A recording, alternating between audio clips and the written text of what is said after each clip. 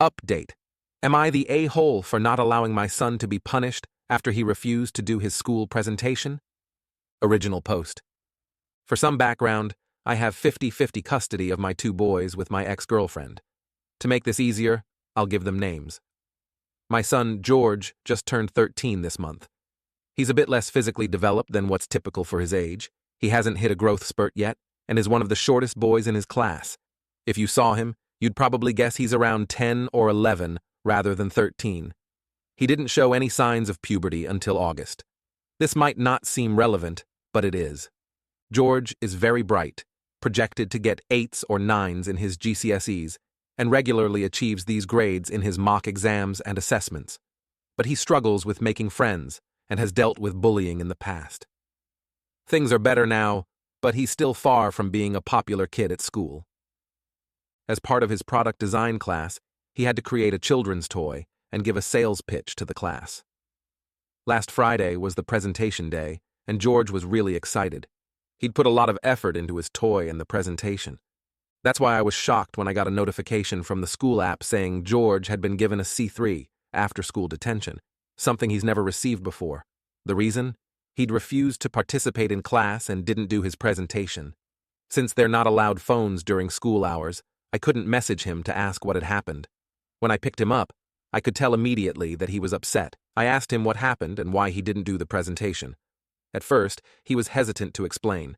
He said he didn't refuse the presentation. When it was his turn, he asked to go later. His teacher said no, and that he had to do it then or get a C3. George said he couldn't do it now, but didn't explain further when asked, so he was given the C3. I was still confused as to why he didn't want to present when asked, so I kept pressing him, worried that maybe he was being bullied again. Eventually, he told me the real reason.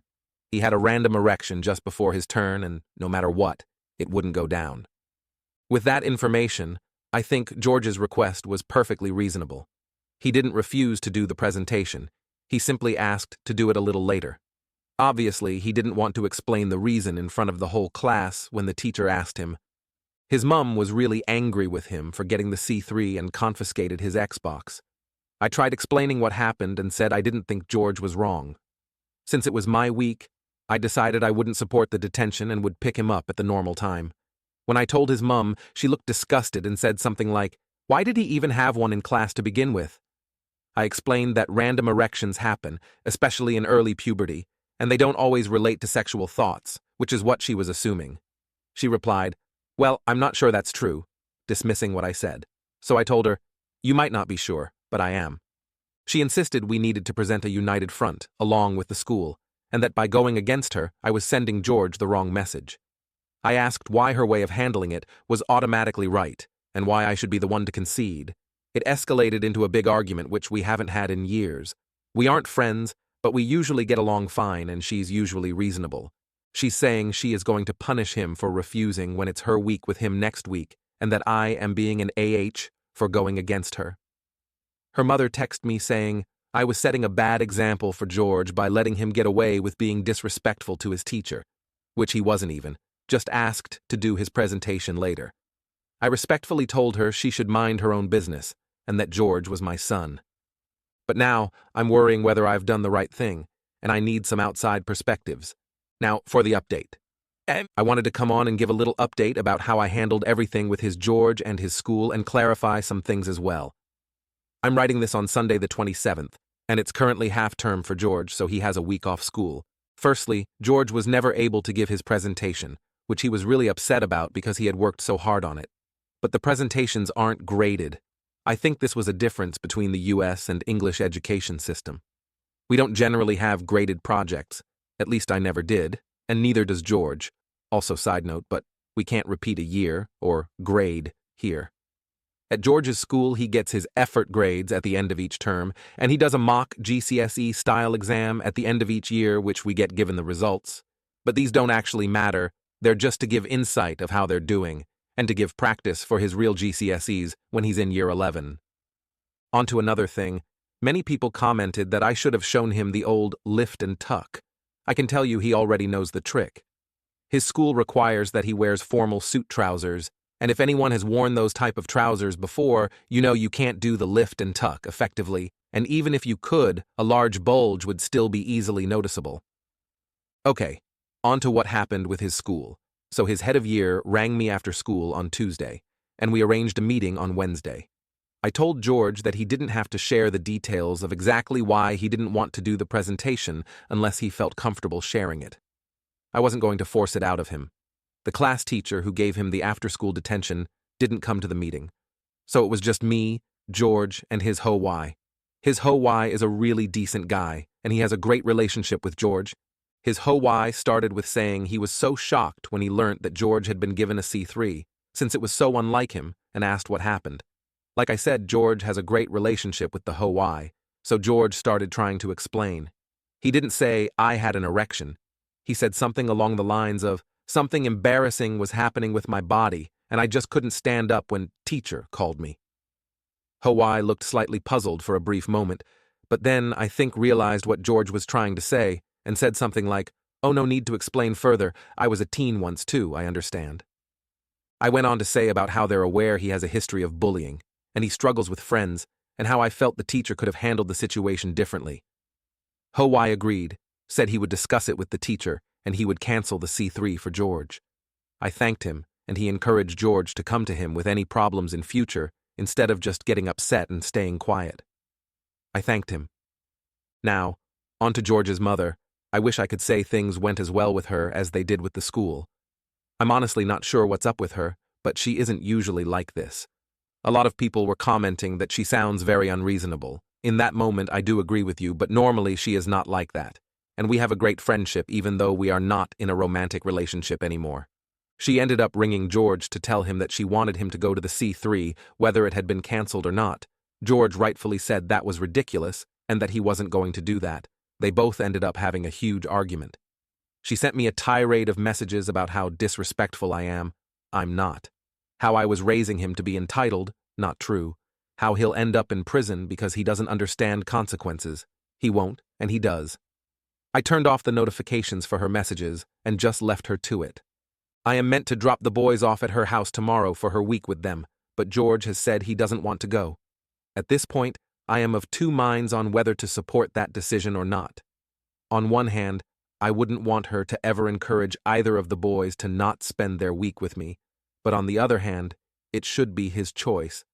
I feel like I'm walking on thin ice here, and I am honestly not sure how to navigate it. I could stay out of it completely and just let him make the choice, but maybe encourage him to spend his week with her, because I think that's how I would like her to handle it. I do feel really conflicted. If you read all this, thank you. Story 2. Am I the a-hole for not letting my daughter invite her stepdad to walk her down the aisle, especially since I'm paying for everything? Original post. So, my 56-am daughter, 25F, is getting married next spring. I've been looking forward to this for years, and she and I have always been close. Her mom and I split when she was around 12, and she mostly lived with me after that. I've been in her life full time, so I always figured I'd have that classic father-daughter moment at her wedding. Her mom remarried about 5 years ago, and let's just say I'm not a fan of her new husband.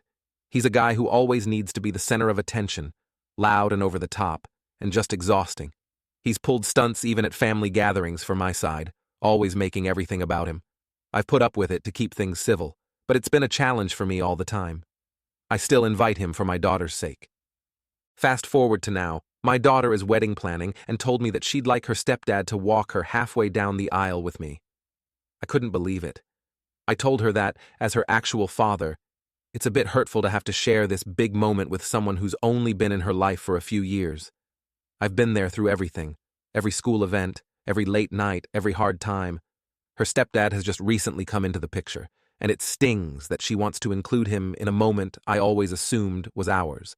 To make things even harder to swallow, I'm covering all the wedding expenses. I've spent a significant amount so she could have her dream wedding. I don't want to be petty, but part of me feels like it's only fair to expect that I'd have the honor of walking her down the aisle, just me and her. She got defensive, saying she wants to include him because he's been supportive, but I explained that to me, this is about a father-daughter tradition and how much I value our relationship. Now she's upset, and my ex-wife has also joined, saying I'm being selfish and making it all about me. I've now become a full-blown topic of discussion, with everyone throwing some pretty harsh words my way. In frustration, I finally told her that if she really wants him to be there, she should ask him if he'd also like to split the bills. That might have been a bit much, but I was feeling cornered. So, am I the a-hole for not wanting to share the aisle with her stepdad, especially since I'm also paying for the whole thing? I just want to add a note here, as there is some confusion. My daughter told she wants him to walk her down the aisle as my ex-wife and her husband asked her for this. This was not something that she came up with. Just wanted to provide that clarity, as some people are thinking it was my daughter's wishes. Now, for the update. I have not been able to read all comments, but I see some people asking for an update on this situation. There is a lot of comments, and I won't be able to reply to every one of them, so I am adding my message here for everyone to read. I didn't expect so many people to comment on this situation, and I'm really grateful for all the perspectives and messages I've received. It made me feel very less alone. I also got some messages about the cost of the wedding. I have to add that this is a destination wedding, so some of the bills are due to flight costs, my daughter's makeup artists, and a few gifts I am giving to my daughter. So after taking in your advice, I sat down with my daughter to have an honest conversation about everything. I explained why walking her down the aisle was so important to me, how much it means as her father, and why it felt unfair to be asked to share this moment with her stepdad. I apologized to her, trying to express that I never intended to make her worry about the bills. I told her I am doing it because I love her and want to give her the day of her dreams. I told her I said it out of frustration, and she has nothing to worry about. Unfortunately, the talk didn't go as I'd hoped. She got pretty upset and told me I was ruining her day and that I didn't understand the pressure she was under from everyone to keep the peace. She was worried about her mom getting angry, and when I told her I felt hurt by all of this, she accused me of threatening her and even called me a narcissist. I'll be honest, she used terms I don't fully understand, but it stung. She mentioned that her mom has been really nice to her for the past few years, and that she doesn't want to lose that relationship. To her, my ex-wife is her best friend now, and she didn't have that growing up. I get it. My ex-wife and my daughter do have a lot in common, things like fashion, accessories, and other interests. My daughter is very much like her in that regard. My ex-wife and her husband also came over so they could all discuss it as a family. My sister happened to be there too, and she stayed to support me, which helped me keep my calm. When they arrived, things only got more tense. My daughter told them she no longer wanted me paying for the wedding and asked if they could step in instead. I knew this was a very bad idea and knew it would not end well. I knew she would reject it, but it would break my daughter's heart. I thought my ex-wife will do it in a smart way so my daughter is not hurt, but my ex-wife flat out said she couldn't pay because she was saving for her son's college fund, her son from a marriage before her current husband. Her son is 15, so college is still 5 to 6 years away, but she said that was her priority. I knew this would end this way, but I never expected my daughter to get frustrated with me and just ask them directly.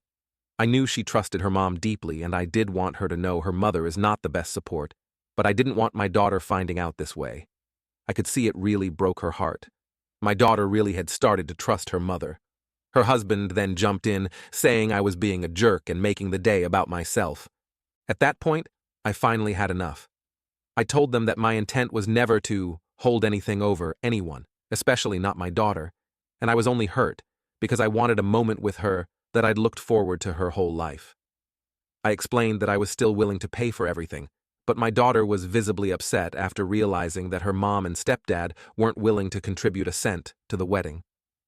By the end of it all, my daughter looked heartbroken. I could see she was hurt, realizing her mom would rather prioritize her half-brother's college fund years down the line over helping with her wedding now.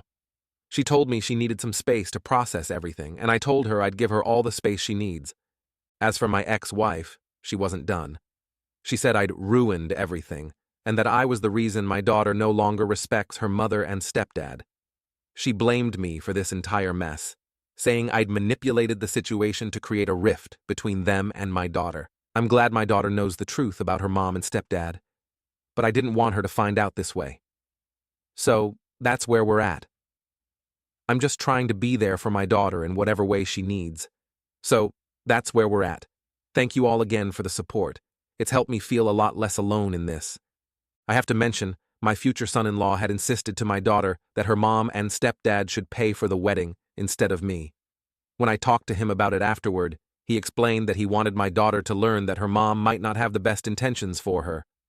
To be fair, he's not a fan of my ex-wife because she's made snarky remarks about his mother in the past, so I know he only did this to get back at my ex-wife, but at the end, this has left my daughter feeling broken. She has a very open heart and trusts people easily. I wanted her to know this was wrong, but not in a way where she feels betrayed by her own mother. She carries a lot of pain from the past. Thank you everyone for your kind words. I will end this message here. Wish you all luck.